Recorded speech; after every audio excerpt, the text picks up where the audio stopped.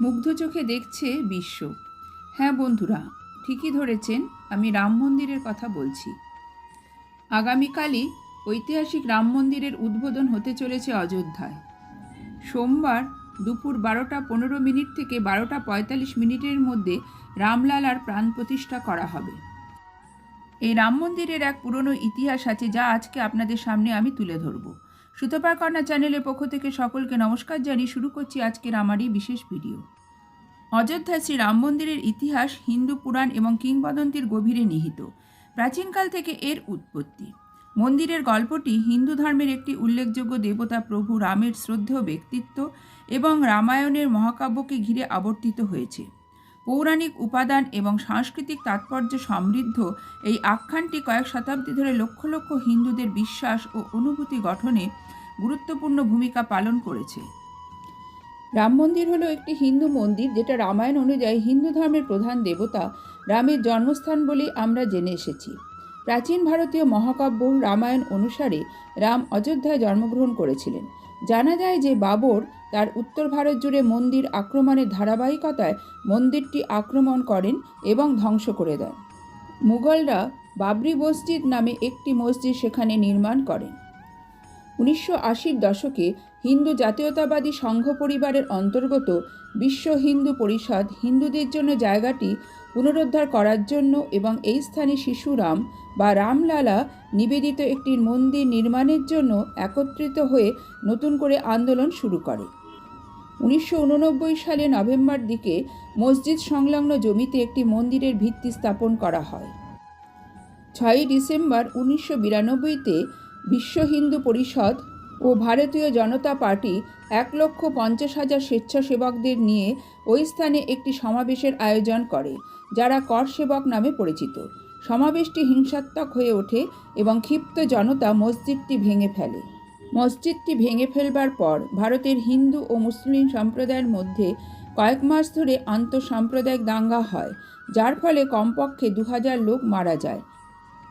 ভারতীয় পুরাতত্ত্ব বিভাগ দ্বারা 1978 ও 2003 সালে প্রত্নতাত্ত্বিক খননের ফলে প্রমাণ পাওয়া গেছে যে এই স্থানে হিন্দু মন্দিরের অবশেষ বিদ্যমান ছিল। 2019 সালে সুপ্রিম কোর্টের রায়ের পরই সিদ্ধান্ত নেওয়া হয় যে বিতর্কিত জমিটি রাম মন্দির নির্মাণের জন্য ভারত সরকার দ্বারা গঠিত একটি ট্রাস্টের কাছে হস্তান্তর করা হবে। ট্রাস্টটি অবশেষে শ্রীরাম জন্মভূমি তীর্থক্ষেত্র নামে গঠিত হয়েছিল। পাশাপাশি শহর থেকে কিছু দূরে ধন্যীপুর গ্রামে মসজিদ তৈরির জন্য 5 একর জমি বরাদ্দ করা হয়। 5ই ফেব্রুয়ারি 2020 সংসদে ঘোষণা করা হয়েছিল যে নরেন্দ্র মোদী সরকার মন্দির নির্মাণের পরিকল্পনা গ্রহণ করেছে। প্রধানমন্ত্রী নরেন্দ্র মোদী 5ই আগস্ট 2020 ভূমিপূজন অনুষ্ঠান করেছিলেন এবং মন্দিরের ভিত্তিপ্রস্তর স্থাপন করেছিলেন। নানান অশান্তির পর বর্তমানে যে রাম মন্দিরটি তৈরি করা হয়েছে তার মূল নকশাটি 1988 সালে আমেদাবাদের সোমপুরা পরিবার তৈরি করেছিল। সোমপুরারা সোমনাথ মন্দির সহ কমপক্ষে 15 প্রজন্ম ধরে সারা বিশ্বে 100টিরও বেশি মন্দির নকশা করেছে। মন্দিরের প্রধান স্থপতি চন্দ্রকান্ত সোমপুরা। মূল নকশা পরিবর্তন করে তৈরি একটি নতুন নকশা 2020 সালে সোমপুরারা বাস্তুশাস্ত্র ও শিল্পশাস্ত্র অনুযায়ী তৈরি করে। মন্দিরটি 235 ফুট চওড়া, 360 ফুট লম্বা ও 169 ফুট উঁচু। মন্দিরটি 10 একর জমিতে নির্মিত এবং 97 একর জমিতে একটি প্রার্থনা হল। মন্দির চত্বরটি 107 একর জমির ওপর বিস্তৃত রয়েছে। অযোধ্যায় 22শে জানুয়ারি রাম মন্দির উদ্বোধন করা হবে। প্রধানমন্ত্রী নরেন্দ্র মোদী 22শে জানুয়ারি অযোধ্যায় আসবেন এবং একই দিনে রামলালাকে পবিত্র করা হবে। রামলালার পবিত্রতার পর 24শে জানুয়ারি থেকে মন্দিরটি সর্বসাধারণের জন্য খুলে দেওয়া হবে। হিন্দু পুরাণ অনুসারে প্রভু রাম মৃগশীর্ষ নক্ষত্র, অমৃত সিদ্ধিযোগ এবং সর্বাত্ম সিদ্ধিযোগের মিলনের সময় জন্মগ্রহণ করেছিলেন বলে বিশ্বাস করা হয়। লক্ষণীয়ভাবে এই সমস্ত উপযুক্ত সময়কাল পড়েছে 2024-এ 22শে জানুয়ারি। মন্দিরের যে অংশটি দর্শনার্থীদের জন্য দৃশ্যমান হবে তা রাজস্থান থেকে আহরিত বংশী পাহাড়পুর গোলাপি পাথর দিয়ে তৈরি। মন্দির চত্বরে সূর্য, গণেশ, শিব, দুর্গা, বিষ্ণু ও ব্রহ্মার মন্দির অন্তর্ভুক্ত রয়েছে। উত্তরপ্রদেশের অযোধ্যায় আগামী সোমবার নবনির্মিত সুবিশাল রাম মন্দিরে মহাসমারোহে যে বিগ্রহের প্রাণ প্রতিষ্ঠা হতে যাচ্ছে, স্বাধীন ভারতের ইতিহাসে সেরকম জাঁকজমকপূর্ণ আয়োজন খুব কমই হয়েছে।